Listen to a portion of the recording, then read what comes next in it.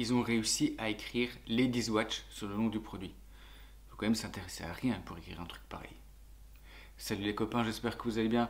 Aujourd'hui, je vais vous parler de l'Orient Bambino en version 36 mm. C'est une montre dont j'ai fait acquisition il y a quelques semaines. À la base, moi je voulais une Bambino 41, mais elle était trop grande. Vous savez, la Bambino, cette montre bien finie, dress watch, pas trop chère, on est aux alentours de 200 €. Mais voilà, le problème c'est qu'elle est un peu trop grande pour mon 16 cm et que du reste, pour une dress watch classique, je vais dire 41 mm, c'est beaucoup trop gros. Alors j'étais pas le seul à retenir mon achat, puisque Orient a reçu pas mal de demandes d'internautes, de passionnés pour qu'ils puissent sortir une version en 36 mm, et se sont exécutés il y a quelques années, mais rapidement cette montre est arrivée en rupture de stock, c'était pas évident de la trouver. Pour ma part, je l'ai acheté sur Creation Watch. J'avais laissé mon adresse email pour qu'ils me préviennent quand est-ce qu'elle était de stock. Et puis dès qu'elle a été de stock, je l'ai acheté tout de suite. 6 semaines quand même pour arriver, plus des taxes à payer. Je vous ai d'ailleurs fait une vidéo qui reprend toutes les taxes et les frais d'importation quand on achète une montre et qu'on la fait venir de Singapour ou d'un autre pays. Je vous mets le lien en description. Donc cette montre est arrivée dans une pochette assez plate. Dedans, il y avait une boîte en carton à monter soi-même. Donc là, je vois pas trop l'intérêt. Déjà qu'une boîte, on l'utilise ça pratiquement jamais, mais en plus de ça, il fallait la monter soi-même. C'est très cheap. Ça dénature un petit peu le côté dress, le côté luxe qu'on peut avoir. Bref, elle venait aussi avec une petite pochette en velours bordeaux. Voilà, très sympa, mais encore une fois, je ne sais pas si je vais vraiment l'utiliser. Et puis, la montre. Si vous connaissez un petit peu la 41 mm, il faut vous dire qu'on est dans les mêmes standards de qualité. Elle a une présence au poignet que je trouve absolument parfaite, en tout cas pour mon poignet. On va commencer directement à parler du design et plutôt du cadran ici, puisqu'on est sur un cadran soleillé. Donc ça, très beaux effets de lumière. On a des inscriptions qui sont très très fines et l'image de ce cadran subit la distorsion de ce cristal domé qui vient apporter cette petite touche dress watch des années 50, des années 60. Voilà, on pouvait trouver typiquement ce genre de dôme sur les montres en 34 mm à l'époque. Et ça apporte vraiment quelque chose. Ce sont deux attributs, hein, ce cadran ensoleillé, cette finition et ce cristal bombé, ça apporte vraiment quelque chose de spécial à cette montre, avec un petit bémol sur le cadran cette fois. Les index ne matchent pas vraiment avec la qualité du reste, donc on a une couleur façon or rose ici qui va matcher avec les aiguilles et les index.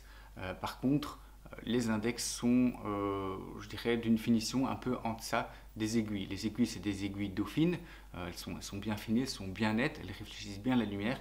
Par contre, voilà, ces index, je sais pas comment dire, on dirait qu'ils sont faits un peu en plastique et qu'ils ont été scotchés comme ça.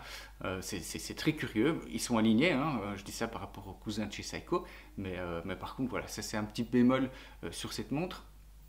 Du reste, elle a des proportions absolument idéales. Quand je vais poster une photo sur l'Instagram, directement quelqu'un est venu me dire « Ah mais tiens, on dirait qu'elle a l'air un petit peu plus grande que ce qu'elle n'est » et c'est vrai. Elle a des très belles proportions et pour ça, Orient a utilisé un petit trick que j'adore, c'est qu'en fait ils se sont dit puisque sur la 41 mm on a du 22 mm d'entrecorne, et bien sur la 36 on va faire du 17 mm. Et c'est ça qui fait en fait que le 36 a l'air un petit peu plus grand que ce qu'il est, parce qu'on a l'habitude d'associer du 36 à du 18, à du 19 ou à du 20. Ici c'est du 17, il a donc l'air un petit peu plus grand. Mais ça donne très très bien. Donc ça c'est un petit coup de génie de la part de Orient. Il y en a qui n'aiment pas hein, les entrecornes impairs parce que c'est difficile de trouver, ça coûte plus cher. Voilà. Mais pour moi ça fait partie du hobby d'aller chercher le bracelet, la perle rare. Ça fait partie du truc quoi les gars, c'est comme ça. Au niveau du mouvement, on est sur du in-house à 200 €. Il est relativement précis. Moi j'ai rien à noter après 2 jours d'utilisation parce qu'en fait à chaque fois après 2 jours généralement je la mets de côté et j'en ressors une autre. En tout cas, je peux vous assurer que sur 48 heures, il n'y a vraiment rien à signaler. C'est impeccable.